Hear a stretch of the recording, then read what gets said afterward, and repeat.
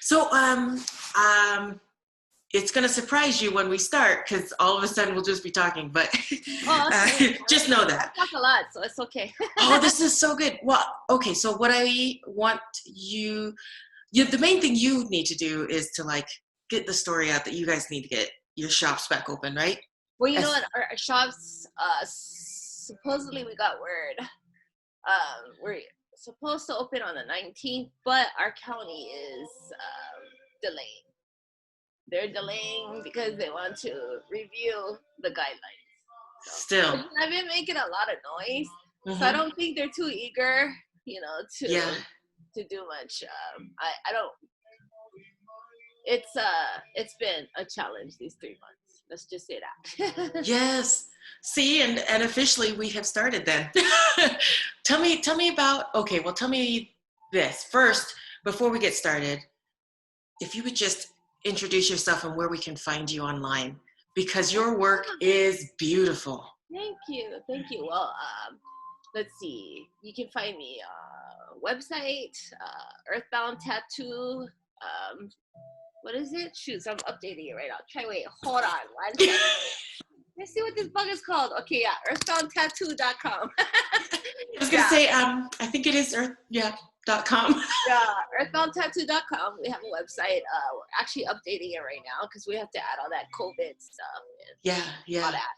And luckily, in my family, I have some pretty talented brothers and sisters. So my sister's like, actually, my sister and my brothers are like the computer gurus of the family. So my sister Nice. created like an online application, a release form, and my brother actually is my webmaster. So he actually created my website.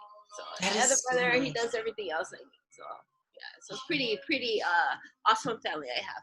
But you can find me on the website. I also have an Instagram. That's my Marlo favorite. Lualemana. For those, it's all one.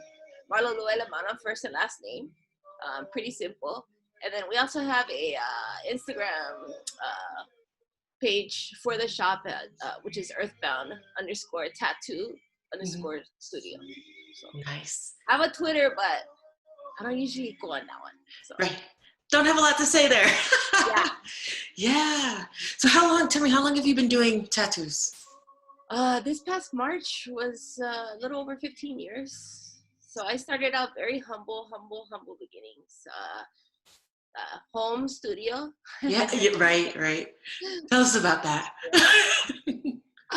Well, I was fortunate enough to have a pretty, I am fortunate to have a pretty amazing husband and pretty pushy. He's the one. Listen, I'm someone. I totally understand. Very pushy people. It's like Hawaiians. But anyway, he must have tried for about 5.5 years to try to get me to tattoo, and I just like people who don't have tattoos, very nervous and about the whole industry. Like, Right. I had the same stereotypical idea of what a tattoo shop and an artist was like, and so I was nervous and being a hypochondriac, the whole thought of touching somebody else's body and their bodily fluids somehow contacting me just kind of got me a little paranoid. But, after some research and stepping out of that comfort zone and, opening my eyes and not being so naive to the industry, I realized, wow, there's so much more that I didn't know.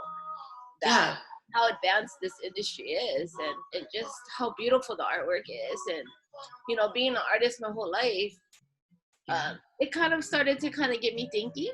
But still, it was like, well, I don't think I'm ready. So 5.5 years of that. And then one night he was at a party, hanging out with his cousins, and a family friend was mentioning he had a tattoo kit. He was selling it. My husband was like, I'll buy it from you. And he goes, oh, who's it for, uncle? And he was like, oh, for Auntie Marlo. And he was like, oh, here, take it. Because everybody who knows me knows I love to draw. Anybody who knows me. And he goes, oh, it's for Auntie? Oh, no, here. But my husband, the kind of person he is, he wanted to pay him for it. So, right. Yeah. So my career started off $100. Nice. Yeah. And YouTube. not ideal. Don't do that. You don't want to learn by YouTube. Yeah. But that's pretty much how I started to kind of like, you know, get my hands and my feet wet. Yeah. It was a process because I'm kind of a anal person. It has to be perfect, and you know, so I'm like, Look. you can only teach you so much, you know. Yeah, that perfection shows up in your work though. Yeah, Your work and is so nice. It took years. I mean, you know, you definitely want to find your unique style. Yeah, Yeah. you don't want to look like other artists' work, and I wanted to create something that could make my name, you know, Marlo brand.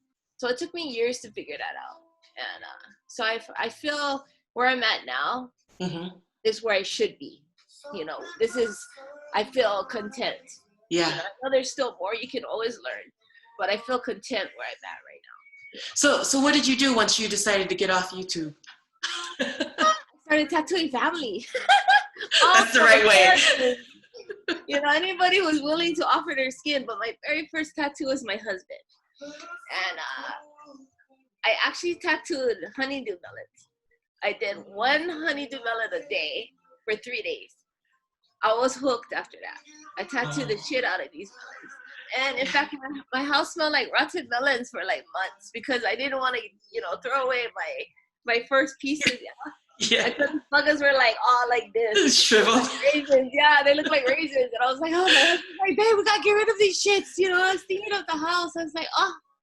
You're like, you don't even understand. This is back like when the phones were like this, you know. Right. This is 15 years ago. So I have that phone, but I can't, I don't know where it's at because I was trying to find all the first ones I did. Yeah. But yeah, my first tattoo was on him. We were in the living room on my sofa while he was watching basketball.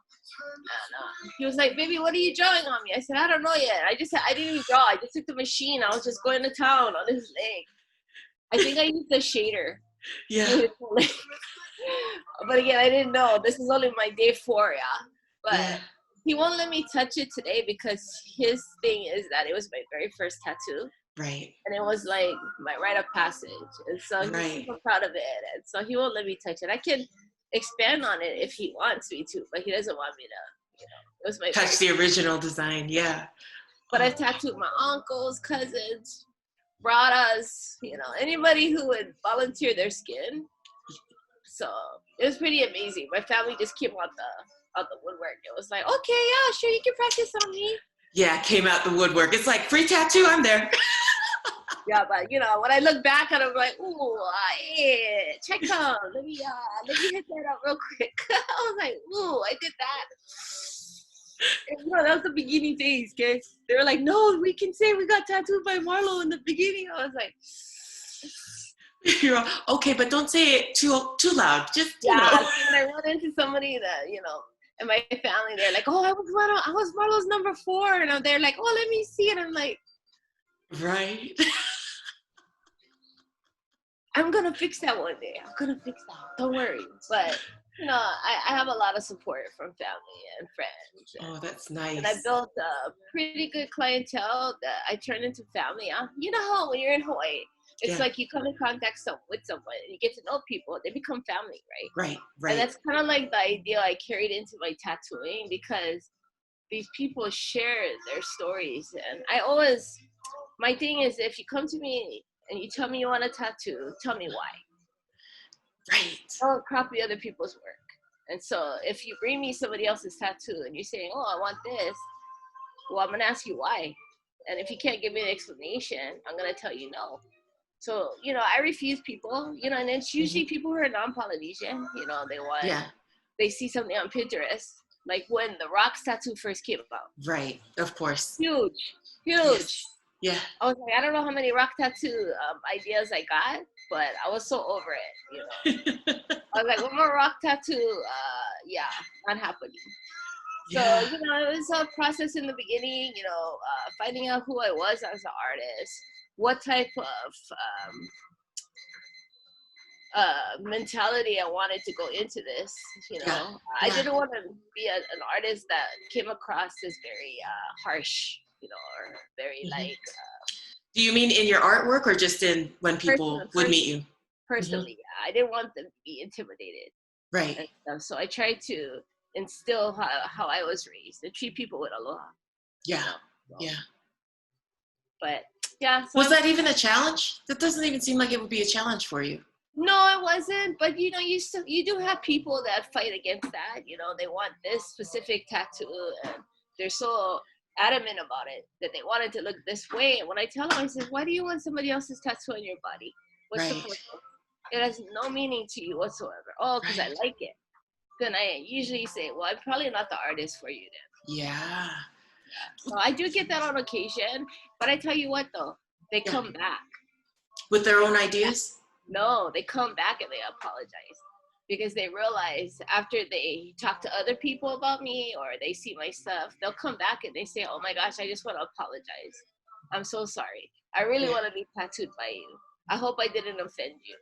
Yeah. So Yeah. most of them come back. A few don't, but what they do is they go and take the artwork to somebody else who doesn't understand our culture. They end up coming back because the tattoo doesn't look how it should have. I do love your cover-ups. Uh, Like, oh, look I at how get you fixed fun. that. I Yeah. love it too. It's a challenge, but I guess it challenges you as an artist, which kind of keeps that momentum going. Right. Right. I just You know think, what? Go ahead. no. Go ahead. I was gonna say why so I wasn't planning on mentioning this, but I've got two brothers they're also really good artists. They're similar to you. They know how to tattoo, but they don't actually tattoo very many people. And one of them was telling a story that I was not part of.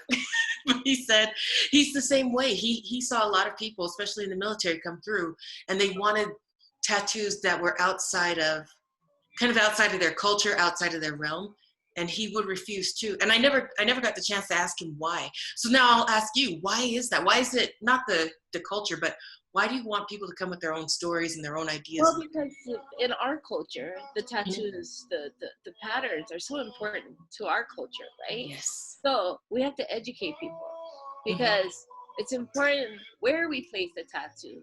Certain patterns can only be worn by women, vice versa for men. And also placement, where you put it at on your body is important. So if you don't go to an artist that knows that, you've heard the term bad mana, right? Yes. That's if you practice and you are so in tune with your culture, then you'll understand what I mean. Right. You embrace everything that comes with being Polynesian, from our beliefs, our connection to nature, family. Everything plays a role, right? And it carries into tattooing as well. So when you're passionate about something and you try to express that to people who want to wear our patterns, you instill in them the importance of understanding, why are you getting this. So for me, when people come to me and tell me I want this, I ask why. And if they can't give me a valid response, I educate them first, because I don't want to belittle people. Right. Even when they come in and say, "I really want this tattoo. I got $700 in my pocket. I want you to do it." Right? Yeah. And here's the design. No. Is the response they get from me. Yeah. No. However, I follow that up with a why, because I don't just say no and get out. Unless they have an attitude. Yeah, bad energy. And that point tittle comes out, real quick. So I'm nice, but there's a limit. Don't test me, bro. Don't test me. So that tittle comes out real fast. Like, hey, I'm from Marlo, okay? Right. So I can go from Miss Aloha to Miss Tittle real fast. Oh, wow. Yeah, real fast. So was there anyone who came in who had a great story about, or a lot of feeling and emotion and meaning behind what they wanted that really got to you? I have so many stories, and my sister keeps telling me I should write a book. You should. I'm waiting. We went and hung out with my husband's family. It's been 3 months since we got to gather together, and so it was nice to have that interaction with my brother-in-laws and my sister-in-laws and everyone. They've been so worried about our shop, and when can we get back to work? Because I've been advocating pretty hard the last 3 months for the tattoo culture and industries Yes. in Monterey, California, at least. Yeah. And so they've been worried about that whole, like, how's it going, sis, and everything. And it's like, um, the stories I want to share are stories of people healing. Yeah, that's why I ask why. Yeah. Because they come in kind of reserved, They come in with an expectation. They're gonna bring a picture, and this is what they're gonna get. When they leave, it's a total opposite. We either end up crying together, we end up becoming lifelong friends, because I opened them up. Yeah. And, they share. So you figure you're sitting in my chair anywhere from 2 to 8 hours. That's a lot of time to sit with somebody, even an hour, Yeah. But 2 to 6, 8 hours is a long time to get to know somebody. Yeah. And in that time, I gradually built up to them opening up. Right. So by the time we're done with the session, we both most likely, both men and women end up crying. Yeah. And for me, I feel like, okay, this is where we're supposed to be. Now they understand. Now they understand the purpose of why the tattoo has to mean something. Yeah. So. Do you have one that's like, maybe not your favorite, but your favorite? Oh, there are so many, and I have to be careful how I use the term favorite, because I have a lot of clients. Exactly. That I'm their favorite, because I tell them, hey, bro, your tattoo's my favorite for today, Or today. Oh, just today, Marlo. I says, well, I got clients tomorrow and the rest of the week, but for today, at this moment, it is you. Yeah, right. So, but it is important to me that they feel the emotions, the connection. Because what I try to push out is that tattoos is therapy. You have people who are battling PTSD. You have people struggling with depression. Someone who's been sexually assaulted, raped, cancer, whether you have it or you know somebody who's affected by it, right? They come in to memorialize someone.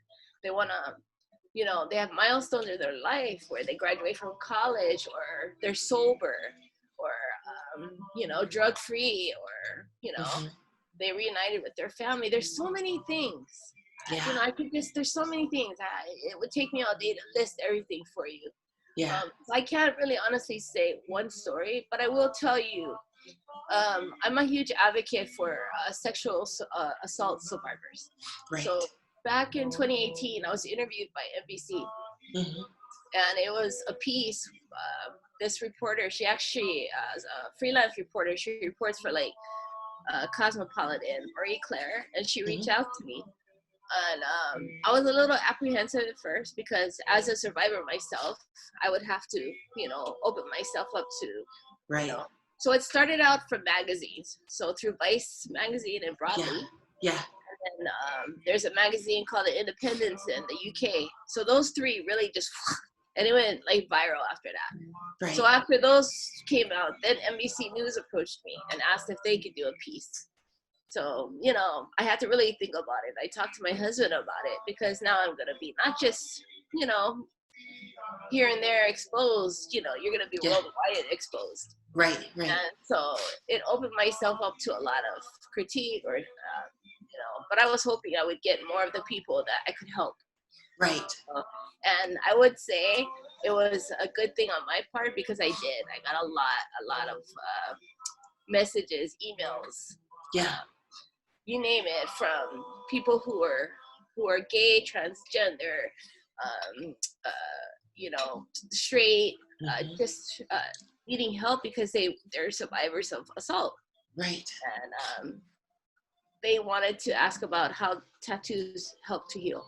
And what it is it's you taking control of your body. You're choosing to do this to yourself versus somebody doing something to you. Yeah. So I can't generalize one thing, but I can tell you that was a huge point in my life that it made tattooing for me even more powerful of a way of expressing myself, And that those of my clients, when I would post it, you Yeah. know, they would Yeah. feel like, oh my God, she posted my tattoo. Oh my God, you know. And I Yeah. did it because, you know, I want people to be aware that tattoos are not just something you just come in and you pick off a wall. Yeah. Yeah. You know, there's a lot of artists that are custom artists that choose to create art for you using your ideas, but creating from those ideas a unique tattoo just for you. Yeah. Yeah. But yeah, so, you know, I mean, I've touched on everything you can think of when it comes to people's dealing with their emotions, physically, emotionally, spiritually. Yeah. You know? And then, like I said, milestones, when you turn 18, I get a lot of those, yeah? Yeah. I'm 18, Auntie. Yeah. In 2 weeks, kitty tattoo me. Brother, come see me in 2 weeks. I got you. Right. You're going to give 2 me a weeks. trouble, bro. You're going to go to school and say, oh, my auntie tattooed me. No. No. Oh. You know, I get a lot of 18-year-olds. I've even had 15-year-olds reach out, you know. Yeah. Oh, you tattooed my brother. He's 18. Bro, how old are you? 15. Bro, see you in 2 years. You know, it's like, you know, I have to be cautious. You know, I'd love to tattoo everybody and anybody, but, you know, the nature of the industry, you have rules, regulations and stuff, but there's just so many things I could share with you. I mean, it would take us all day and a few drinks and, you know. Like, okay, you start drinking then and then start talking. Okay, girl, yes. Yeah. Go ahead. There's just, it would get you emotional, the stories I would share with you. Yeah. Well, give me one. Give me one that touched your heart. She was, I'll never forget her. She still comes to me today. Mm-hmm. But she drove about 3 hours to come see me. Never met me personally. She saw a post from a friend who saw a post and said, hey, you should reach out to her. And she did, but we didn't go into detail, you know, about prior to her coming in. Mm-hmm. It was when she sat in my chair and she had brought her younger brother with him and he was outside playing and she was like, okay, she was molested by her father from the age of 12 to 16. Yeah. And she wanted a tattoo that would represent her making choices her own, that shows that she was a survivor. Right. And she didn't want something that she didn't want to have that stigma that she was a victim. She wanted to show she's a survivor.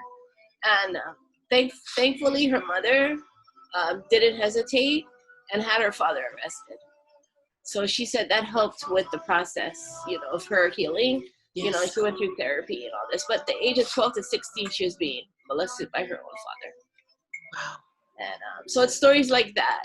I hear it often. I had another client, he flew in from Texas.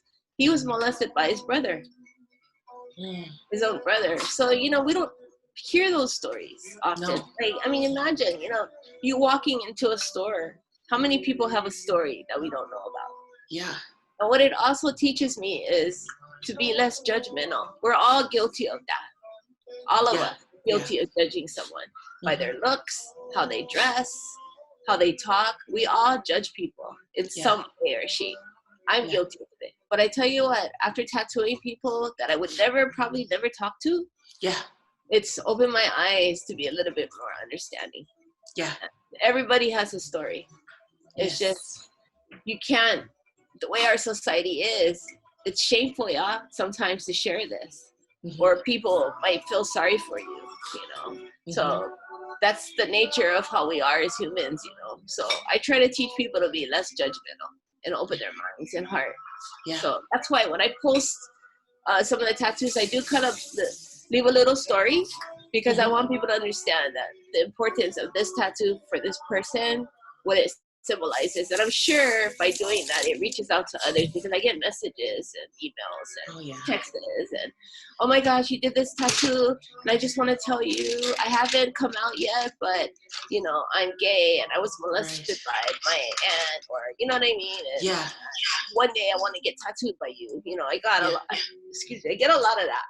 Yeah. And, you know, so, you know, sometimes I go home, I'm pretty emotionally drained because, you know, depending on the nature of the story. Yes.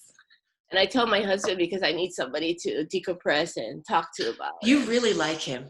Like it's really obvious that Yeah, you I really love my like him. I boyfriend. know. Yeah. I love it. So good. He's awesome. He's awesome. You know what? I always tease him. I post videos of him sometimes, and he's doing the salsa, whatever. And I said, how is it? You get more likes sometimes and views than some of my dang tattoos I post. And he's like, yeah, baby, that's how it is, baby. But you go to my page, you can see him. He's all over there. Yes. And my doggies, and my family. I try to keep my life an open book. Yeah. And I am particular what people ask of if they try to get too personal. Sometimes people can think, hey, how are you? I think you're beautiful. Hey, I said, I keep my husband on my page. Hello, aloha, goodbye. Yeah. Blocked. Oh yes, most definitely that too. But yeah, Yeah. you get those, but it's like those are the kind of people that I can tell are disrespectful, and I just Yeah. mix them. But 99% of the time, it's always nothing but good vibes. Yeah, just genuine people. Yeah, genuine people, because I just try to be real, keep it real on my page, and I'm an open book. People can ask me questions. I'm not afraid to answer anything because my life is already pretty out there. You can Google my name. You're like, oh. Yeah. So pretty interesting, when you Google your name and it pops up right away. I was like, oh shit. Yeah, that was too fast. Yeah, I should be like 5 pages in. Like, ooh. Yeah.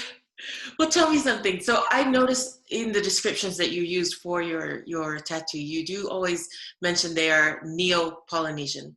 Yes. Which is different. Yes, yeah. Neo-Polynesian is actually contemporary, but you're using stylized old patterns, right? Yeah. So we're still keeping true to the patterns as far as what they mean. Yeah. But we're enhancing them a little bit with a modern take to it, right? Yeah. Because you cannot say it's a kakao or a tatatao or a tatao because we're not using traditional tools. Right. Correct? So which to me looks absolutely painful. Right. It's cool, but painful. No, it is. I have a Marlo. So quick story. So my little brother did a DNA test, Yeah. So we're mostly Hawaiian. We're like 73% Hawaiian. Yeah. But our whole lives, my mom was telling us she was German, right? So she has some German, and we're like, Ma. So my little brother was like, Ma, you sure we German? She was like, yes, we're German. Why? Oh, because the DNA says we're Scandinavian. She's like, same thing. That's what I said. So my mom was like, it lies. My sister was like, Mom, they use this for like FBI and DNA and all this. And she's like, so my sister bought a test kit for her and my mom doesn't want to do it because, all her life. She doesn't want to be wrong. She's German. But I Googled it. I was like, Mom, it says, but with German dialects. So maybe there was just like, how many Germans was in Hawaii at that time? Maybe Grandma didn't know, the difference, or maybe he didn't know. Yeah. But her father died when she was 2, so she didn't know her father. Yeah. But we found out through the DNA that we also have Samoan, Tongan, and Tahitian. and my husband was, every island is touched. Yeah, so my husband was like, well, I knew you were a Samoan, bitch. I was like, yeah, but like maybe 3%. But he goes, that's okay, you still Samoan. So. Right. Is that why you went and got the model? No, I actually got the model before that because the Sua who did it actually approached me and he knew my husband's family in Samoa. And my husband was like, he's more modern Samoan. He loves his culture and he reps his culture, but he wasn't ready to receive a Pela. And he says, he didn't want to disrespect his culture. And he goes, you know what, you should have my wife do it. She knows a lot. She loves the Samoan culture, tattoos, and all this. And sat down with him and he allowed me to get it. So normally when you receive your malu or your Pela, it's done in a pair, right? You do it together. Yes, yeah. Well, I did mine alone. So I did get some heat from his auntie folks, they're like, babe, you're supposed to do it with Billy. I said, auntie, well, yell at your nephew. Yeah, I know. I'm only 3%. I'm only 3%. Like, nephew, how come you didn't do your Pela? He goes, hello, auntie. my wife's rippy. But he's supportive. He's proud to be Samoan, and I'm proud to be married to a Samoan. And we're just culturally diverse because we're also here in the mainland.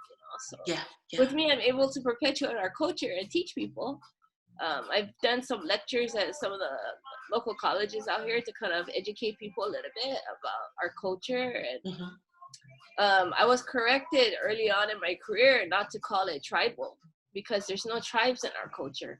And we don't refer to it as tribal, right? But, you know, with anything, it just, as time goes on, the term tribal just becomes the norm, yeah? Right, right. So I was told to correct myself, but my clients come in to tell them, you know, this is a Neo-Polynesian or a contemporary Polynesian tattoo. It didn't have tribes, you know, but I also Polynesian tattoos would say Filipino tribal because they have that tribal culture, or Aztec Mayan, you know, Mexican culture, African. Wait, sorry, my brother. Let me mute this bad boy. Yeah, so I try to educate people before I tattoo them, so they understand what they're wearing. Because you know, we also get a lot of non-Polynesians. That get our, you know, our tattoos, and so in order for me to gift them a tattoo like that, I educate them. So what do you tell them about? Well, I tell them, I says, so the tattoos I do, all, especially as first timers, is all geared around their family. Okay, so like you're telling a story, right? Right. The first chapter of this story. So when they come to me, I definitely always have them started on the left side, which whenever you put your tattoo on the left side, it's closest to your heart. Okay, so it's those closest to you. So if you're honoring your family as a whole, you would put it there. That's your female dominant side, but also closest to your heart. The right side is your male dominant side, or your strong side. So it would be mostly male influenced. Okay. So whenever people come into my shop, I start off with that. And then, you know, what do you want it to be about? Oh, my wife and children. Perfect. So that's what we do. So we tie patterns that represent his link or connection to his family, that's passed on. Things like kinship, you know, hope, abundance, rebirth, you know, it's new beginnings. Sometimes people have gone through some pretty tough things in their life and they want patterns, or I ask them, well, what do you want it to be about? Oh man, this is like a change for me, a beginning for me. So I'll tie in patterns that represent that. So the reason I say Neo-Polynesian is because I mix the patterns. From like Samoan, Tahitian, Maori cultures, Hawaiian culture and stuff. So and you do it really flawlessly. Like it's almost like you can't see the shift from one to the other. I'll just tell you this. Sometimes it drives me crazy when I see this is definitely one thing, this is definitely something else. I'm like, you didn't find a middle ground or a way to blend these together. And that to go back to trying to create a vision for Marlo is what I did. I try to incorporate as many Polynesian cultures as I can, because that's what we are. We all come from one, We all came from one island and we all migrated out. So Samoan, Fijian, Tongan, Hawaiian, we all were one. So I took that concept and I created what I call my style. Like incorporating all of these. So you're exactly right. You can see a definite mesh of the cultures. So, but I would say you can see that quite often done today in a lot of artists, you know, because it's a contemporary style and everybody's recreating it, but in their own unique way. So you can see that pretty readily done from other artists all over. So it's true, and I do see them, but I like yours the best. Thank you. I appreciate it. So tell me about, like, what are some of the different shapes and what do they represent? Like that show up in the patterns. The most common one you'll see is the Nihomano, which is the shark's teeth. Right. You know, it's kind of like a triangular shape, but you take that triangle and you can create patterns within that. And then how you flow your pattern, you create another style. So you take the basic shape, the triangle. Oh, hang on. Okay, you pause for a second. Rewind for just a minute on the triangle. Change it. Okay, so the most common pattern you see is a shark's tooth. Hawaiian, Samoan culture is a nifo or niho.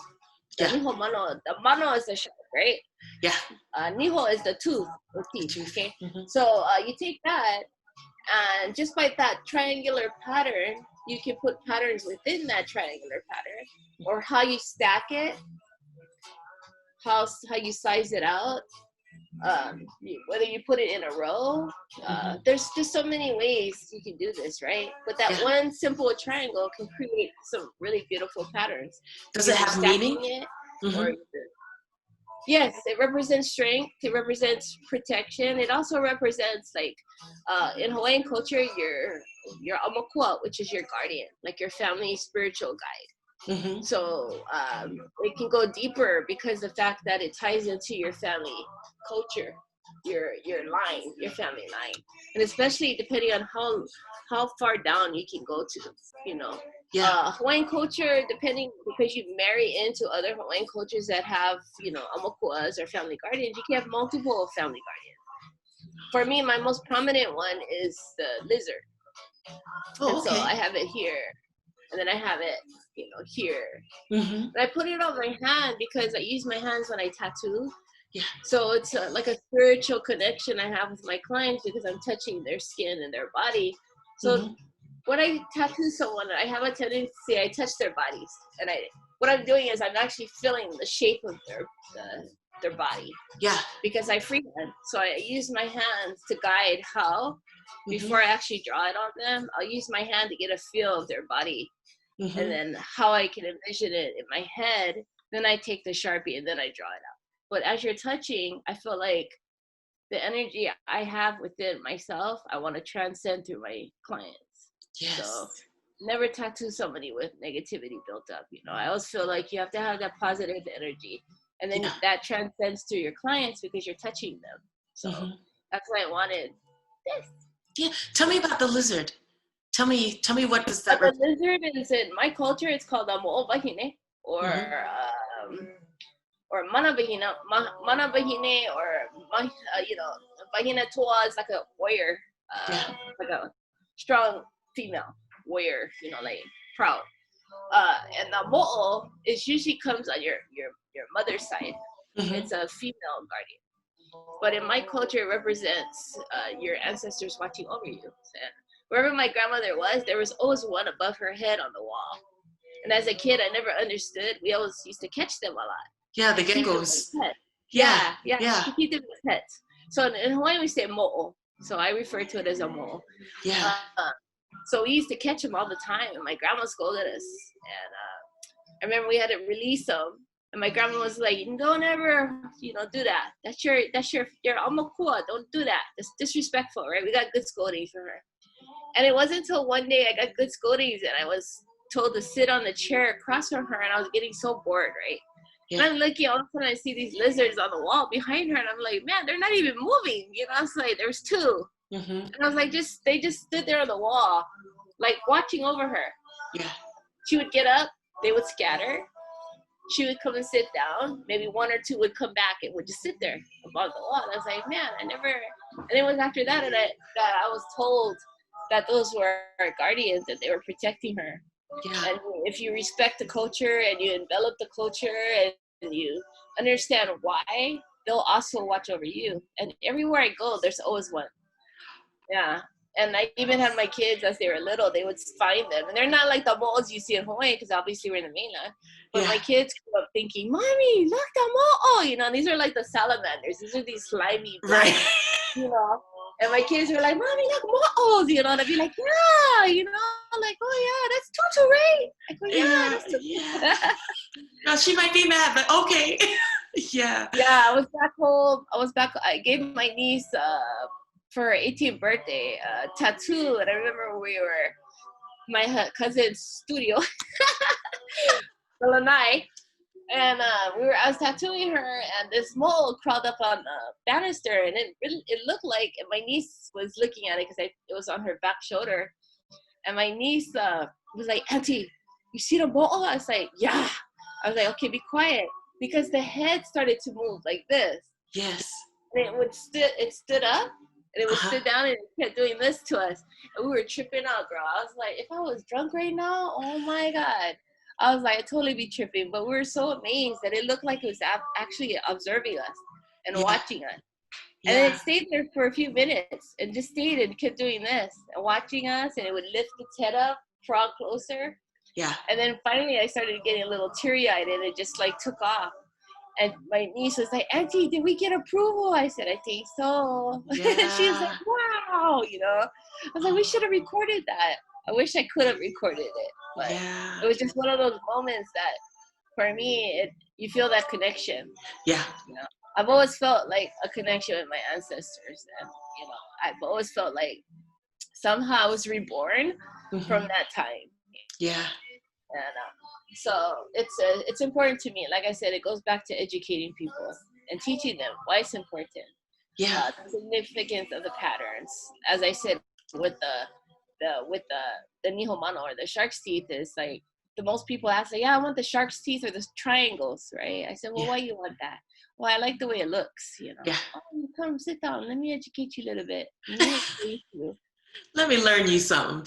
Yeah. Yeah, you know, because you have a lot of people who love our patterns, who love our Yes. culture, and they love, you know, some of my clients go, I go to Hawaii every year. I love it, the people, the culture. You guys are amazing, you know. Yeah. And I would love to tattoo a tattoo, but I don't want to be disrespectful. Yeah. He says, well, of course it's okay. You go to a tattoo, can educate you. You understand what the patterns are, how we can incorporate it to represent your family. That's the important side. And then when somebody questions you, you give them my name Mm-hmm. because the fact that you would honor our culture by wearing our patterns tells me something, you know. Yeah. And Yeah. especially if they really listen and they take it to heart. Yeah. Like I said, the emotions, the floodgates open up because they start crying because you don't expect your tattoo artist to get that deep, you know. Yeah. Yeah. And my clients, I do. Yeah. Every single one. Every single one. I I dig love deep. it. Well, tell me what's another significant shape that shows up? The koru. Okay, So tell it me comes about from that. Aotearoa, New Zealand. So Right. it's the silver fern, yeah. Mm-hmm. So you know you see the fern, the New Zealand fern. You see it all over. Yeah. So you have a pattern called the koru, and as it emerges out of the ground, it's curled up into itself, yeah. Mm-hmm. So it's swirled, and so as it emerges out of the ground, it turns into this beautiful fern.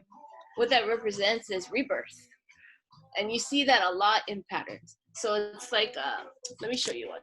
Hold on, let me get it. But you see that pattern used quite often in tattoos. What I don't like is when I hear people misenunciate it, like koru. Yeah. You know, it's like, oh, bro. You know, if you're gonna educate people, make sure you speak it and you enunciate it correctly. Yeah. So I'm big on that. I'll question you. I'll question them if I hear people talk about it. I'll question them. Yeah.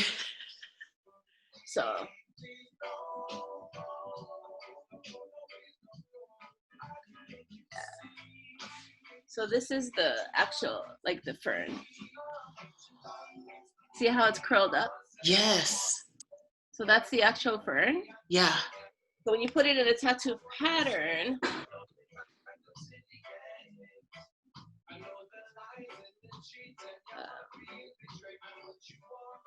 let me see.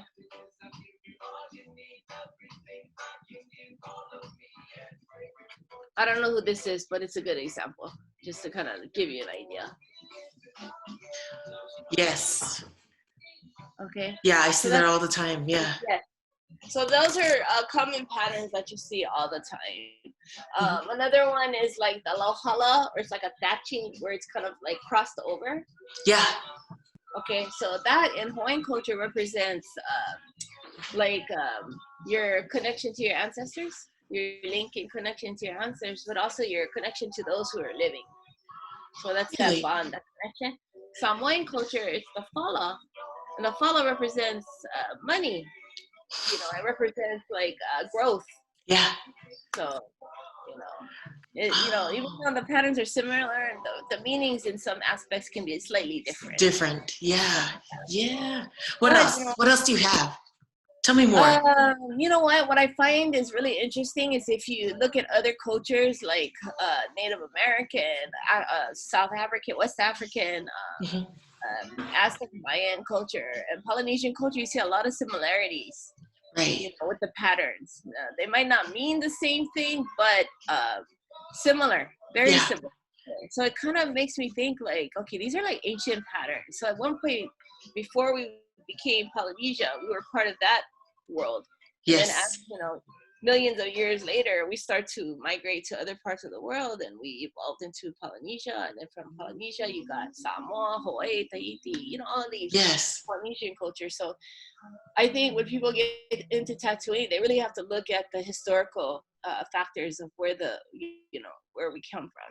And then Yeah. if you go even further and you look into other cultures and you start seeing the similarities with the patterns and things. Yeah.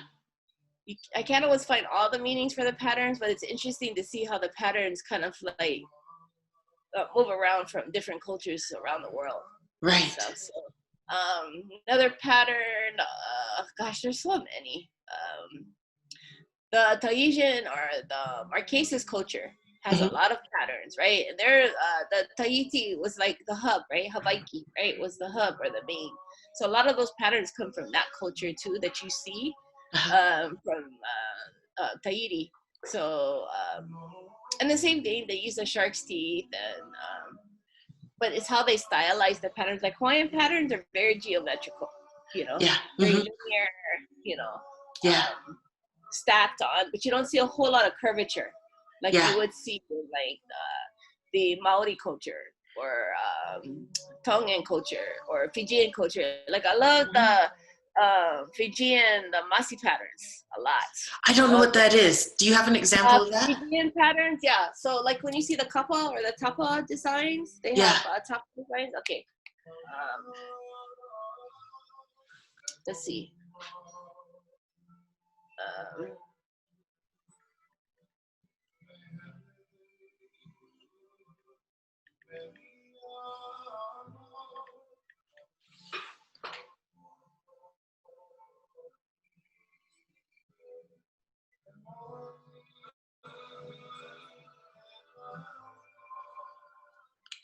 Ah, wait. it was there for a second.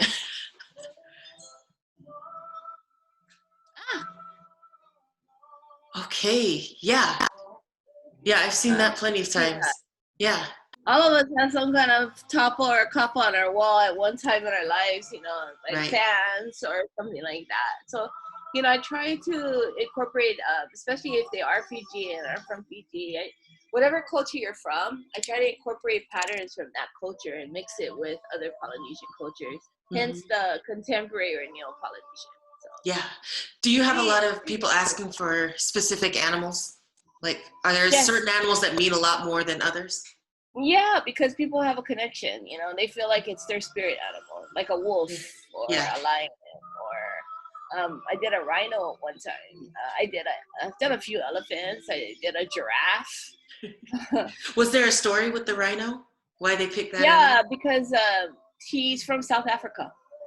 And so the rhino is important to his culture, and it's a dying, it's a as far as because of the horn of the rhino, right? Right, so it's endangered, right? So it's endangered, and so for him, it shows that his love for his culture, where he's from, his love for the rhino, and he fell in love with the animal at a young age, and so and it helps him because he came here for football, to America for football, and so it connects him to his home. Right. Nice. Yeah, so. Nice. And the giraffe? The giraffe is that she, as a child, it was one of the places that her parents would take her, and her father died from cancer, and so she wanted something that can memorialize her father. At the time, the most memorable times they had was when he would take her to the zoo and stuff like that, and the giraffe was her favorite animal growing up. Yeah. And that's one of the places her and her dad had. That was their thing, with zoos and stuff. And so when her father passed away, she wanted a giraffe. and she wanted the patterns within the draft to represent her connection to her dad. So there's so much meaning to that. So you have the giraffe that represents like a symbolic connection Mm-hmm. of her youth with her dad, the time Yeah. she spent with him. While he would, they loved animals, but giraffe was like her thing. Yeah. She collects drafts and stuff. It's like Yeah. interesting. Yeah. But like I said, unless you actually get to know somebody, you don't know all the little quirky things that people do and collect Right. and how they live their life. Yeah. So it's interesting to me. That's why I find tattooing is so amazing, because I get to connect with these people like I would normally, and Yeah. hearing about their life story and why they want a tattoo. It's just so touching that they share. Have you ever considered why you are so drawn to connecting to people on that level? I would have to say, honestly, it comes from my background. People have always told me that it's been easy for them to talk to me. Yeah, I can see that. It was hard for me to really understand that until I started talking to my clients. And after years of doing this, you really start to understand and see what people are talking about. Yeah. And I often hear, "Gosh, I just met you. This is my second time, and I just spilled my whole life to you." I was like, it's okay. We all have stories. I have a ton of stories about my life, but Yeah. the things that I've had to deal with in my life, my clients have helped me, because you realize there's so many more people like you out there. And you realize you're not alone. And that's what I try to tell people. You're not alone. And Yeah. so I get a lot of clients, especially during this pandemic. They're having anxiety, Yeah. and they need your therapy. And they're angry, because they don't go to a doctor. They don't take pills. Their therapy is getting tattooed and sitting in my chair. They miss that. They miss that connection they have with me. So it can get disheartening when you hear clients call you or text you with the crying emoji, Oh, yeah. or messaging how much they miss me, and they can't wait till this is over, and they can't wait to see me and things like that, because they need to get tattooed because of something that might have happened during this time, or that or something that might have triggered their anxiety, or Right. suicidal thoughts, or just something. Just, it's like you don't have that outlet that you need to help you right. get through. They start to kind of go a little stir crazy. Right. So Mm-hmm. I'm the type, it's like, well, my phone number, Yeah. because I give everybody my number is public.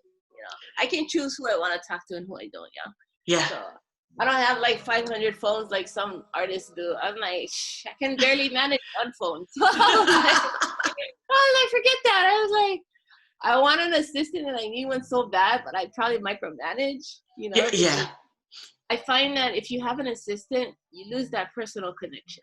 Right. That's just my opinion. I can't speak for others, but on a personal level, I feel like I lose that connection. Yeah. I want to know beforehand, so that when they come into my shop, I'm prepared. I don't like look stupid and say, "Oh, what are we doing?" I was like, "What's your name again?" "Oh, hey, I'm so and so." No, I don't like that. That's just me. Yeah. I'm not speaking for anybody else. I'm speaking for myself, but that's just how I am. Yeah. So I chose to handle all my clients personally. Mm-hmm. They have my phone number, so they can reach me whatever means works best for them. Yeah. But like my phone's been blowing up since I announced we're gonna hopefully open this week. Oh my God, I just put that out and I got 75 texts and messages, and I'm like, congratulations. Yeah, I'm hoping we will be able to open, but they're kind of holding us hostage a little bit. Yeah. So I'm planning to open officially on the 22nd of June. But I have clients that come from Utah. I've never been, but my husband says he has family there. Yeah. If you're Samoan, you have family here. Somebody here is here. One of my friends, Fred Frost, he owns a shop out there. Frost Yes. City. Yeah. With the waiting list that's 2 years long. Yes. Yeah. I can't do 2 years. That's like, for me, it's like in 2 years, who knows where the hell I'm gonna be at. People are like, oh, your wait list must be a year out. I said, no, I keep mine contained. I don't book more than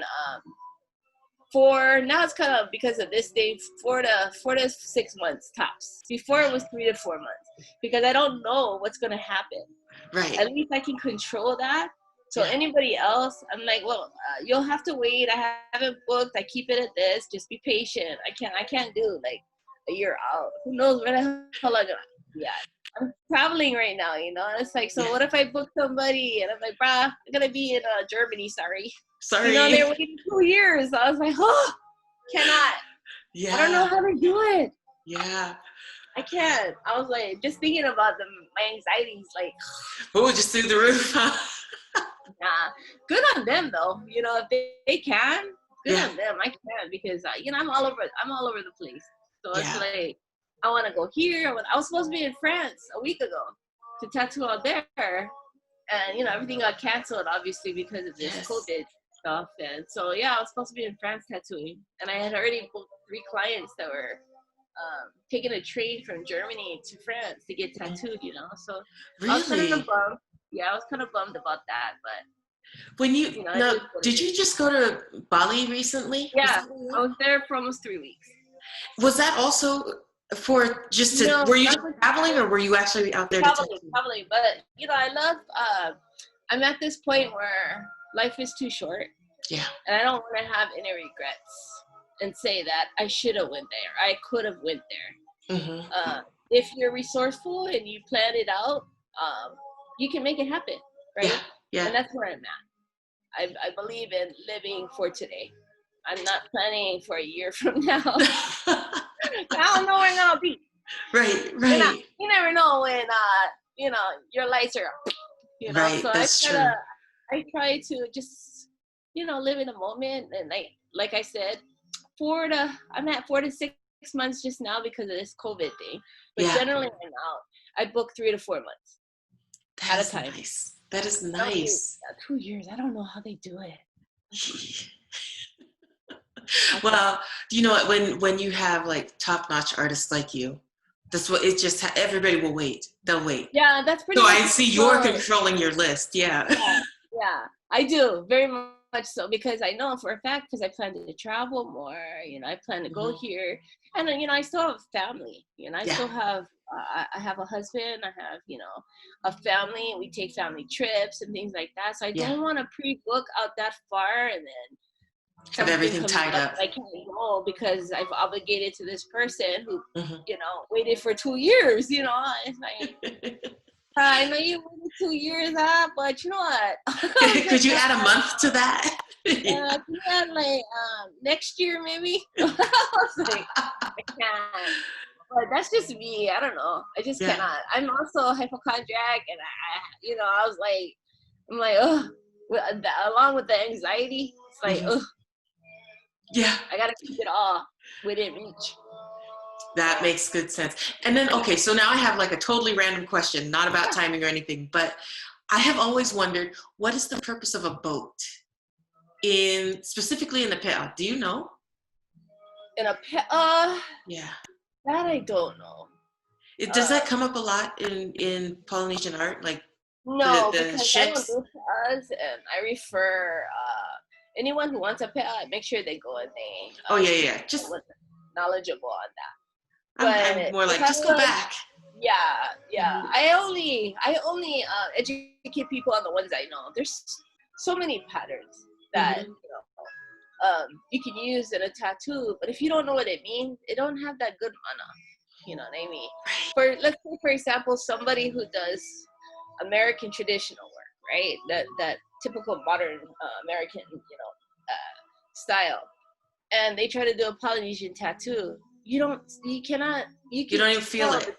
the difference. You can Yeah. tell the difference of Yes. someone who understands the patterns because of how it flows on the person's body and Yeah. how the patterns, like you said earlier, how it connects, how it just like you could tell it just fits, right? Right. You could tell when somebody who doesn't understand our culture, you could tell totally. And if they're here in this area and they have a tendency, like some people, they'll undercut you or Mhm. under, price you or whatever. Yeah, I don't have no problems calling it out. Yeah. None. Yeah. Because it's a lack of disrespect for our culture, Yeah. for the patterns, and to the person getting the tattoo. Hmm. So, yeah, I'll call you out Where does in a this heartbeat. love of your culture come from? From how I grew up, Yeah. I grew up very Hawaiian, What does I that was mean? I know what Hawaiian. it means to grow up very Samoan, but I don't know what it Yeah, means. I was enveloped in the culture, the Hmm. language, hula. I've been dancing hula since I was 4. Yeah. My sister is actually a kumu. She's actually a real kumu, not like somebody who teaches hula on the side. But she received her her rightful. She went through her passage, through her our kumu's kumu kumu. She Yeah. studied for 4 years. Hmm. Up to the day that she graduated, she didn't know if she would even graduate, if they would graduate her. I Wow. mean, Yeah. it was for our family, it was a proud moment because we're lucky because my parents instilled in us to respect our culture, to be proud of who we are. So when I say I grew up Hawaiian, it's because I was enveloped in the music, in Hmm. the language, in the history, um, hula, all things Hawaiian, Yeah. the food, you know what I mean, and your family, you Yeah. know. Hmm. So and then your lineage, like most Hawaiians, if you go back home, you'll know right away. Oh, how much Hawaiian you have, or your lineage, because that's how obviously the government decides. Oh,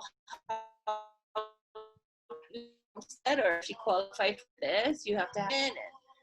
And so we grew up learning that kind of stuff. Like, oh, if you have 50% Hawaiian, oh, you can qualify for homestead. Oh, if you have this much Hawaiian, oh, no, you can get this. So, which is kind Yeah. of a sad thing in a way, that you Hmm. have to actually know how much blood you have in you in order to qualify for certain things. Right. So Right. for me, I did grow up Hawaiian because of all the things that was around me. And Waimanalo is big Hawaiian country, Yeah. just from going to school to being your family, your neighbors, and it's a small community, but a close knit community and stuff. So Yeah. Yeah. Did you grow up with a lot of the stories, with a lot of the myths and legends and fables and oh whatnot? Yeah. yes, very much so. Like, one of the stories is of Pele, the fire goddess. And if Yes to you're that. driving, yeah, so some of the stories. If you see the old Yeah. lady in a white muumuu Oh, are you and you kidding me? just drive right past her, not pick her up, I'd be like, listen, I'm or gonna if you just go up, not or go if you out go up to the today. pali, or if you go up to the pali and you have pork in your car, those kind of stories. Your car would stall, because pork was was only for royalty, right? You couldn't eat pork if you were not. So stuff like that, or you hear the whistling winds, Hmm. you bow your head because it's the ali'i, or the warriors crossing over. You show your Yeah. respect by turning your head down and stuff like that. So I have there's a story, so it's pretty crazy actually. So there's a plot of land, Hmm. and actually going towards Laie, Haula. It was in Yeah. Haula. Yeah. And there's a plot of land, and it has a white picket, like a chain link fence, and it was for sale. And every time I used to go home every 4 months to get my fix. Yeah. So I told my cousin, I was like, "Oh, we need to buy this land." And her husband's a general contractor, so he could build. Yeah. Yeah. So we wanted to build like a communal family house, and Right. so every time we came home, we had some place to go, and my cousin folks would take care of it, and Yeah. stuff like that. So we found some land. I was like, oh, check it out, let's check into it. Every time I go home, every 4 months, I was like, oh, it's still for sale, so let's check it out. And it was crazy because I tattooed this girl here in the mainland. Yeah. Okay. And she drove 3 hours to come see me, so she's not even local in my area. Yeah. She came with her mom, and her mom wanted to meet me because she's born and raised from Hawaii. Her daughter was raised here in the mainland, but Yeah. she grew up in Hawaii. Ironic story is the plot of land that I was talking about was her grandparents. Oh, And nice. we started talking story, and she goes, wait, she goes, wait, what house? Where? And I was like, hold on. And then there is this like, white picket chain link. She goes, girl. I was like, what? I was like, she goes, Mary. I was like, what? She goes, what? She goes, don't buy it. I go, why? It's haunted. She goes, Ali Crossing. She goes, yeah. She goes, if you're not careful, you're disrespectful. She said her grandparents started sleeping separately because her grandmother would wake up with bruises and scratches and her nightgown torn, and the grandfather would wake up with bruising on his body. So they thought they were hitting each other. So they started sleeping separately, and they had the house blessed and everything, and they did some research and found out that that plot of land where it's at is sacred. It's Ali Crossing. So they demolished it and sold it because and said a prayer, make sure nothing followed them. Yeah. And it was so ironic that I had to hear this story from somebody who lives, here all the way here in the mainland. Yeah. For that piece of land back home, I was like, I got chicken skin. I was like, oh my God, my ancestors are with me. I was like, oh, how scary is it? But I'm respectful to my ancestors, so I don't know if Ali would attack me. Right. I said, but I don't want to take the chance, But yeah, it's stories like that, and we were like, we were talking about chicken skin. How we were like, it was just ironic. Like of all places, of all people, who shows up at my shop was this lady and her daughter, and how it correlates to the land back home in Hawaii. I was looking at it was a sign that our ancestors were just like, okay, we're gonna talk to your ancestors. We're gonna tell them, hey, don't buy that land, and make sure when you go take your daughter, tell her. So it's like stories like that. So that's why I say I feel like I have a deep connection with my ancestors. Yeah. And then another story. I have so many. Oh, I'll take them all. I was tattooing a client, and my friend was tattooing her client, and I had to go shishi. So I took a quick break, and my friend's client grabs my arm, and she's like, Marlo, right? I go, yeah. She goes, your ancestors are proud of you. I was like, oh, okay, mahalo. I'm going to the bathroom. I was like, what the fuck? I was like, what just happened, right? Yeah. So I'm like, okay, I'm gonna shake it off. The pain was getting to her or something, right? So I come back and she grabs me again. She goes, I just want to apologize to you. I go, oh, it's okay, girl, no worries. Must be the pain or something. She goes, oh no, I took a pain pill before I came in because I knew it was gonna be painful. But she goes, but the pain pill is wearing off, and I'm getting my senses back. And I'm thinking, and I jokingly said, what, your spidey senses? And she goes, no. She goes, no, I'm clairvoyant. I was like a psychic? She goes, yeah, like that. And she goes, I'm being flooded by those who are saying they're your ancestors, and they want to talk to you. And they keep asking me questions, and she'll stop. She kept stopping. She would say, yes, okay, I'll tell her. And I'm like this. And my client is like, what the hell is going on, yeah? And his face is facing the mirror, so the other client couldn't see, and he was just like what's happening? And I'm like, I don't know what's happening. I don't know. We'll figure this one out. So she kept asking me certain questions, but wait, what made me kind of like think what she had to say was true is that she actually described my grandma, my tutu, to a T. How she dressed, she was wearing a white muumuu, how she looked, and everything. Yeah. It took everything in me not to cry, because I was like, how would you know what my grandmother looked like? Yeah. Unless I showed you. So I, just as a defensive mechanism, I asked my friend, I said, Casper, you told your client what my tutu looked like? She's like, no. I'm like, you sure you didn't go to my Instagram page, girl? And she goes, no, Marlo, this is like, I mean, of course I know about you, but I don't know you, She goes, no, I have no idea. It's just this woman. She's like, with all these people wanting to talk with you, she's the one that's getting my attention. She is like, please tell her I need to talk to her. Tell her. And she kept saying, tell her I'm very proud. She needs to hear this. I'm very proud of her. Over and over, she kept saying that. Yeah. And I was like, what did she, and she goes like, what does she look like? And she described, and I'm looking at the picture I have of my grandma, and I'm like looking, and she described her to a T. Yeah. To a T. Mm-hmm. And I was like, I fought back the tears that day because I've always questioned like how my ancestors, because in Hawaiian culture it was kapu, right, or taboo for women to tattoo. Yes. So I always wondered if they could look at how we are today and how the world is today, would they agree with what would they say? Would they approve of what I'm doing, my ancestors in particular? Yeah. That's why she said they kept saying to tell you that they're proud of you, because they said you need to hear that. You need to hear that they're proud. It's something that you need. And she kept saying that over and over, and I'm like, oh my gosh. I was like, and I've always, I needed that to kind of like solidify why I'm doing what I'm doing. Did it ever bother you that it was so taboo in the culture? Yeah, it did. How did you overcome that? I figured it was modern machines. I was like, I'm not using the tools, so maybe we can bypass that whole traditional. And it's like, and Hawaiians were very advanced for our culture. We had a monarchy that would have their royal the princes and princesses be educated in England. We mimicked a lot from the Victorian era of the English. Yeah. So not a lot of people know Hawaii had electricity before Washington. I thought you were going to say before Samoa. I'm like, no. Duh. No, before Washington, or that we had plumbing before San Francisco. Indoor plumbing before San Francisco, or there's just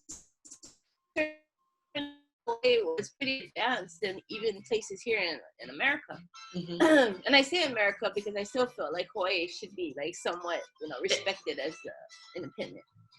Yeah. Even though I still feel like when you leave Hawaii, it's like you're going to America, yeah. Yeah. Yeah. We're like, Marlo, isn't Hawaii part of this? It is. It because is. Your people made it that way. Okay. Like in my world, we still Hawaii. Yeah. Right. And it feels like a different world. It doesn't feel like it does. It's hard to explain to people if they haven't been. They just think. And a lot of times people come in and they hear me talking in Hawaiian, and they're like, oh my God, what language is that? I say, oh, Hawaiian. They're like, Hawaii has a language? I was like, brah. Yeah. You ever heard the word aloha? Oh, yeah. I was like, oh. There you go. Can you throw your trash in the mahalo? Right? Yeah, definitely a tourist. Yeah. Right? Yeah. We took the like highway. Right. Okay. Like some clients come in, oh my God, Marlo, we're in the Waikiki. Do you know this one place? I said, no, I'm a country girl. I said, I still get lost at Waikiki. I was like try to name drop it correctly. Yeah, I was like, bro, I still like I gotta Google too sometimes. Waikiki is like, you never know. They're always working on streets for like 500 years. I said, I don't usually head in that way into town too often, so I gotta Google too. But they're like, but it's so beautiful, the Waikiki streets. Like, yeah, you're killing me here. When people come in, they tell me they want a hanu. Yeah. You want a honu? Yeah, that's what I said, a hanu. Yeah, that's what I said. It's not what you said, but okay. Do you eat poke? I eat poke. Yeah, poke. That's what I said. I had this waitress one time argue with me. She said, I said, yeah, I want to try your poke. She goes, oh, yeah, the poke. I was like, no, your poke. She goes, yeah, we call it poke here. I was like, I don't think that's right. I said, my friend was like, Marlo, because she can see it on my face. I was like, I'm about to school this girl. She brought the poke. And she's like, here's your pokey. I was like, oh, you got corrected. I was like, these people, I'm going to help you out, girl. Yeah. I was like, seriously. I mean, some of the things, it makes me laugh, and I try to just educate people. But the Hanu got me, though. I was like, Hanu? I love Hanu so much. I'm like, Hanu? What is that? I'm like, oh, you mean Honu? Yeah, that's what I said. That's what I said. That's what I said. my favorite part of all of it. That's what I said. Right? It's like how they pronounce the words. Like I had started a Hawaiian language class out here Uh-huh. with my friend. He's a graduate of University of Hawaii, Hawaiian language, and so we organized a class because so my Hawaiian is taught at home, so I don't have like a degree in it. Mm-hmm. I'm home, so there's different from like how you grow up home to like formal Hawaiian. Yeah? Right. Yeah. So me and him decided to start this program, and it was free. And so I put it out there. I had 45 people come. Yeah. Our class ended up with 10 because they were like, "It's so hard." I was like, "I warned you." Is it? Is it? Yeah. Yeah, I was like, Hawaiian language is not easy. I was like, I was like, you gotta like really focus and study. And I go, oh my God, I can't believe you guys only have 13 letters and you create like, I was like, I did not know Hawaiian language only had 13 letters. yeah, we only have 13 letters.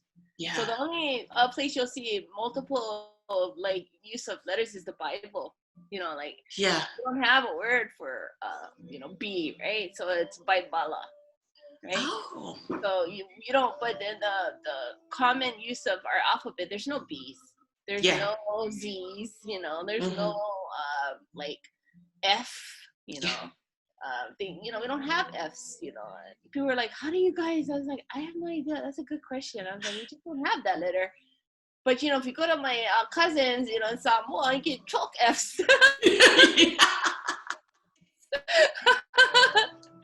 I was like, they're like, oh. I was like, yeah, Hawaiian language, that's why it's a little bit more technical because of it's, it's how you enunciate the words, Yeah. Stuff. So, but yeah, so I try to give people a little cultural lesson, little tidbits of, Hawaii and how we're very prideful people, Polynesians as a whole. I was going to say, are you including everybody? Include everybody. I am. I'm including everybody. In that whole prideful. Yeah, that's us. That's us.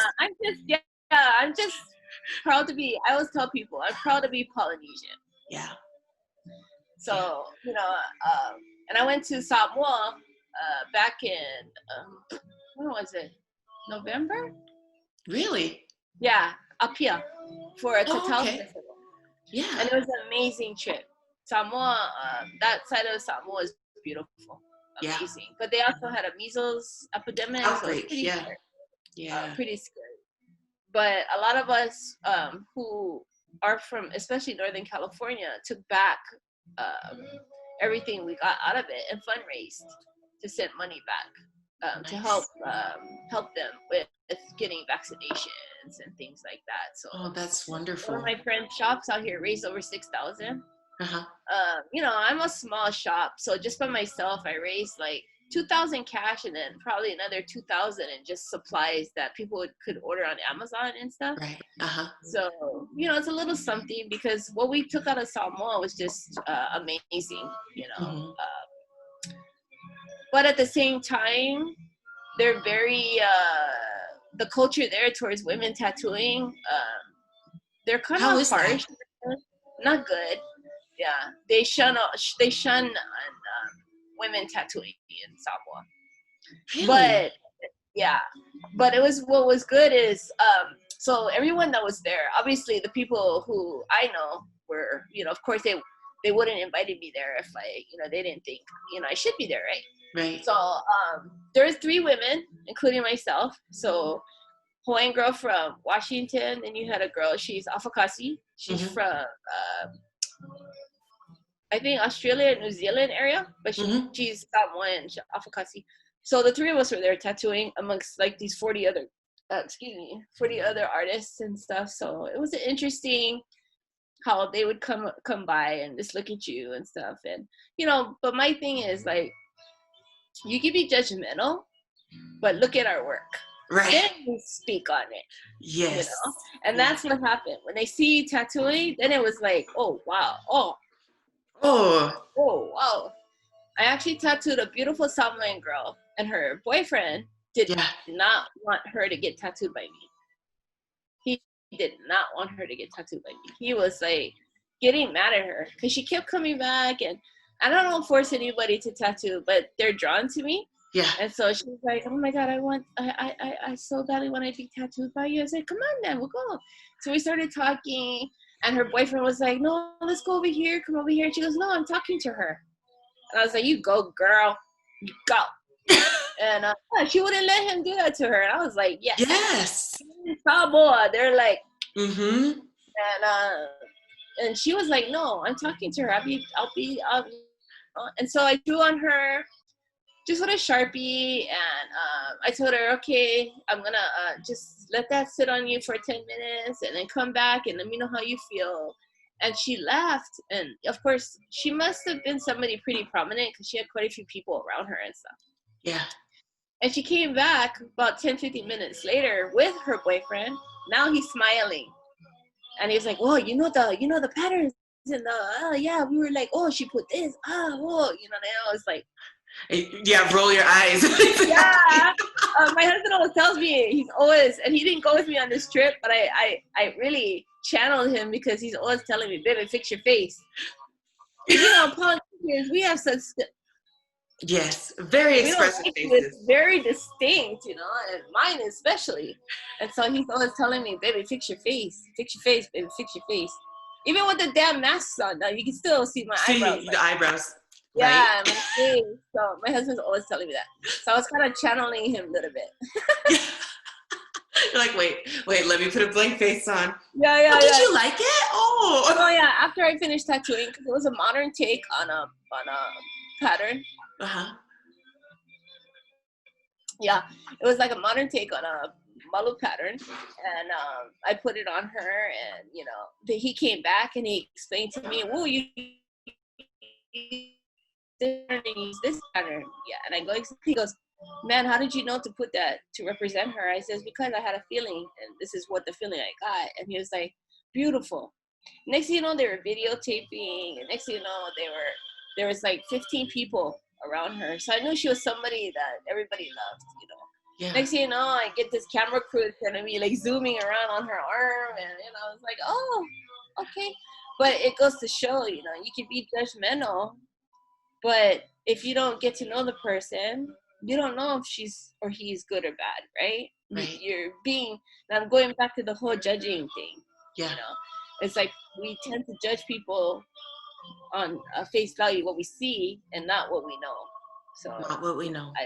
I think they learned a lesson, you know, and not a bad way, but it opened their mind to like, wow, okay, you know, I'm gonna be cautious maybe, but yeah, she was like, we're friends now, you know. It's like, and so when I see her post and I think, gosh, you know, she's just an amazing young person, and she's part of that generation that is gonna make a difference if she stays strong, you know, and for women and things like that, especially in a culture where it's male dominant. You know? And that part of the world, it is, you know. Yeah, the patriarchy is alive and well. Mm-hmm. Yeah. So when you see a female tattoo artist, it's like, okay. But all the people that knew us respected us and was like happy to see us and things. But those who were like, oh shit, there's women tattoo artists. What are they doing here? You know, are we any better or any, you know, do we compare to them? I'm like gritting my teeth, but like, don't say something. Don't say anything. We held our own. Let me tell you that. I believe it. I was able to speak on a panel, and the panel consisted of these amazing pioneer male tattoo artists. Had Fiji was on there, and myself. I represented the women. And so, are you talking about Fiji, the singer? Yeah. Yeah. Okay. Nice. But so they were asking questions, and then one interviewer asked me, Marlo, since you're the only female on the panel, can you explain to us what it is? How do you inspire young women and so forth? And so I got to speak on behalf of, you know, the women in the tattoo industry, and very nervous, but you know, you have all these women people, all these, like, you know. That's how we sit. That's how we sit. Yeah. So I'm like, hold up. Like, girl. But what was cool is that Fiji, Fiji, after I said my thing, Yeah. Fiji actually pointed out, he goes, I might want to add that it's the women that brought tattooing to the culture, It's not true. the men. And he said that. And he everybody goes, knows that story. I just want to add that. And he said that, and I was just like, inside, I'm like, you know, on the outside, I'm just like, thank you. Mm-hmm. But inside, I'm like, I was like, did you all hear that? Did you guys hear that? Say it again for the people in the back. For the people in the back. Yes. Did we say that in Samoan just to make sure? But yeah, so it's things like that that we get, you know, here in the U.S. and other countries outside of Samoa. I would say that it's more accepting. Yeah. You know, Samoa is like the traditional, you know, the Pela, the Marlo, the yes. home of, you know, that. Yeah. So a little bit more reserved, but I think with us keeping with respect to the culture and who we are as Polynesians and representing our culture from where we come from in a way that shows that we're an important part of the growth of our tattoo industry, you know, that the women add to it. We're not shameful. We're not bringing shame to our culture. You know, we're actually enhancing and empowering young women. Those young women that want to be tattoo artists, but maybe their families are not accepting, we're leading that path. Opening that door for them. Yeah. Yes, very so. Yeah, very. I'm a huge advocate for, especially of our own culture, to get into tattooing because there's not very many. No. Not many at all. I don't actually know another female who does the Polynesian stuff. Yeah. Very few of us. Yeah. Very few of us. And those I do know, of the ones I know, only like a handful have actually made it where the acceptance of a lot of the guys who have pioneered the way. You know, you have to be on point with your work and your, you do. Yeah. And how you perpetuate the culture to be recognized, you know, by these people who work so hard to get our culture put out there where so many people love what they see and so forth. So we just try to add color to that. Yeah? I like it. Yeah. Exactly. I know, we just keep winking. You got it. Exactly. Add that pool to the flavor. Yeah. Oh, I love it. I love it. This is so good. It's a journey and it's exciting. It's fun. It keeps me on my toes. And I love educating people. I love sharing our culture, our diverse culture, just from all aspects. You know, like I said, I danced hula my whole life. So, you know, with hula, we, especially if you dance under halau, like a kumu, you learn more than just the dance. It's cultural. You know where they come from, what songs mean, down to the, you know, not just by reading it, but what the actual story you're trying to convey, you know, things like that. And then you add the language to that, and then the knowledge of the culture, our history. You know, not a lot of people know that Hawaii had a royal culture, monarchy. You know, all of these things, because why American culture, American history doesn't really go into detail about that. Doesn't make space for it.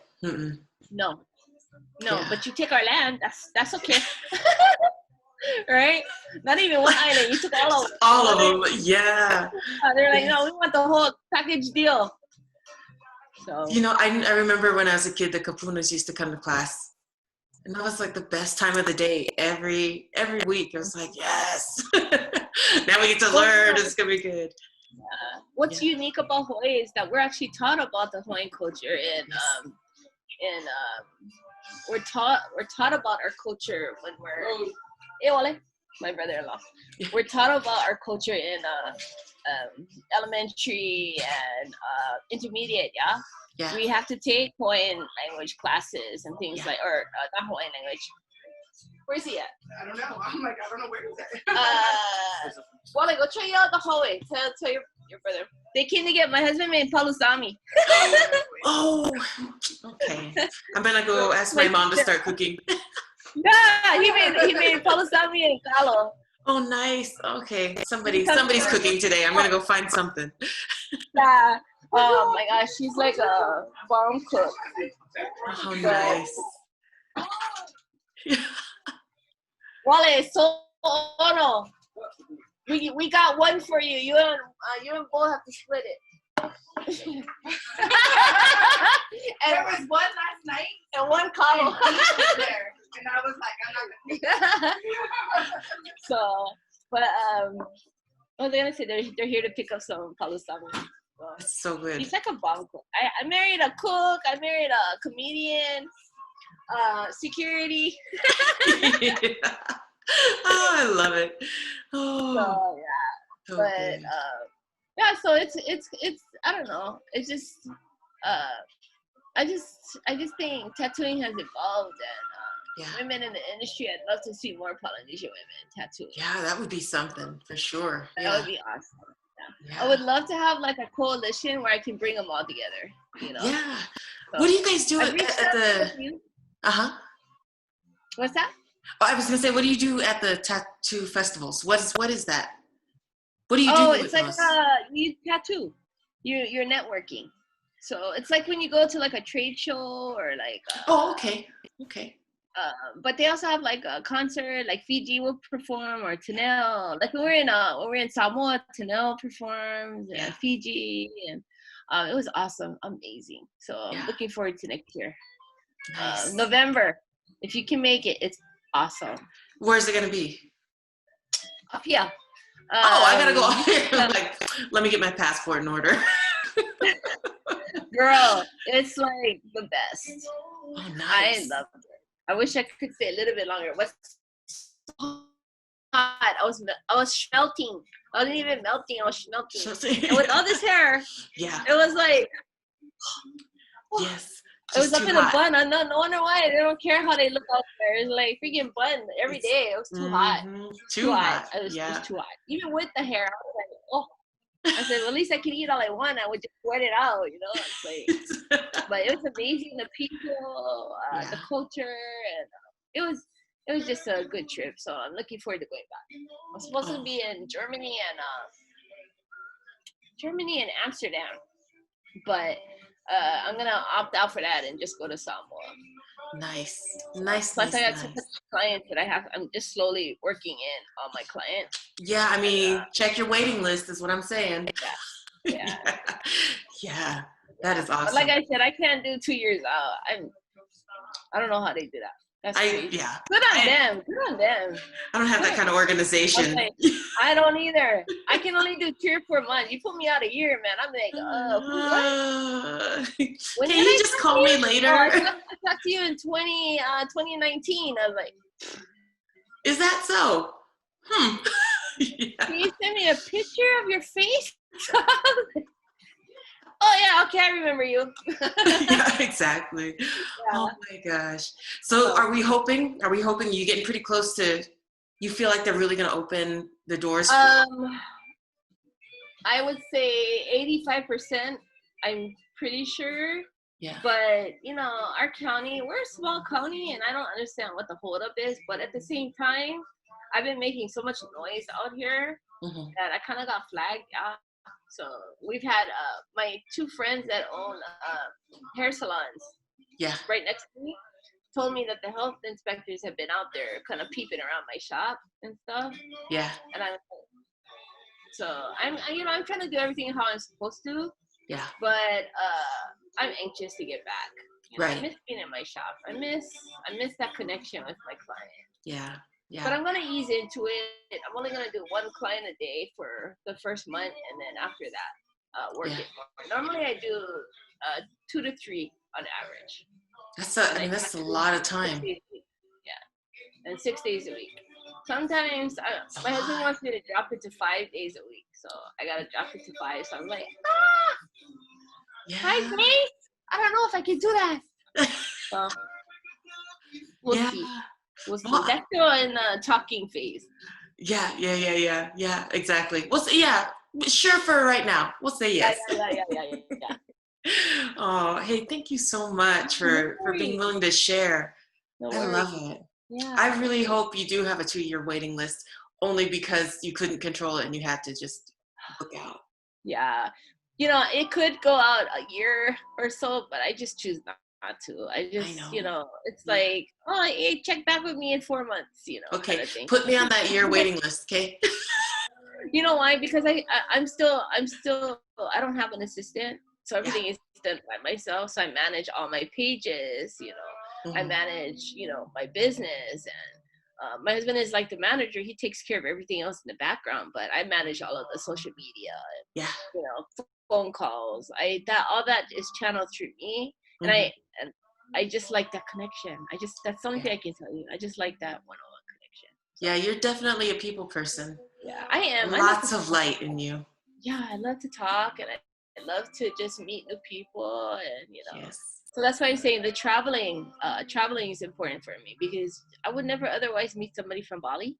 Right. Yeah. You know, I actually met a beautiful Maori lady. She opened a shop out there, and you know, and she invited me to come and work in her shop when, you know, ever I come down there. Yeah. And stuff. So I did connect with tattoo shops out there, and they love tattoos out there. They love them. Oh, Yeah, you would that think is not. cool. It's like a Muslim, you know, Yeah. Muslim culture, but no, they love tattoos out there. Wow. Things that I would never even thought about. Yeah. I've been to Japan. That's just the opposite. Japan, they kind of frown on tattooing, but if you're Western, they realize that we come from a different culture, so a little bit more accepting and things like that. But it was a pleasure talking to you, girl. Hey, same. I wish you the most success. Yeah, let's keep in touch. Oh, we will. We will. I have questions. So. Well, best of luck to this podcast. I hope it just grows and grows and grows. Oh, thank you. You're an awesome person. I can tell too. You're genuine. Oh, we're hanging out soon. Soon as everything is open, we're hanging out. You know, if I want to get away, I'll come up there. I haven't been out there. No. I'm coming to you. Don't come here. Girl, please. I'm coming to you. Monterey. Come. You gotta help. Sweet. Well, hey, go have your palasami and eat your fed, yes, happy, and tattooed. Yeah. And on top of that, you eat the food I eat, so I'm ready. I'm packing my bags. And the palasami is the bomb, and he makes some bomb sapsui. Oh, see. Yeah, I'm coming. I'm coming today for dinner. Just know if I start knocking at the door. Okay, love you. Thank you so much. Mahalo. Same. Bye-bye. Bye.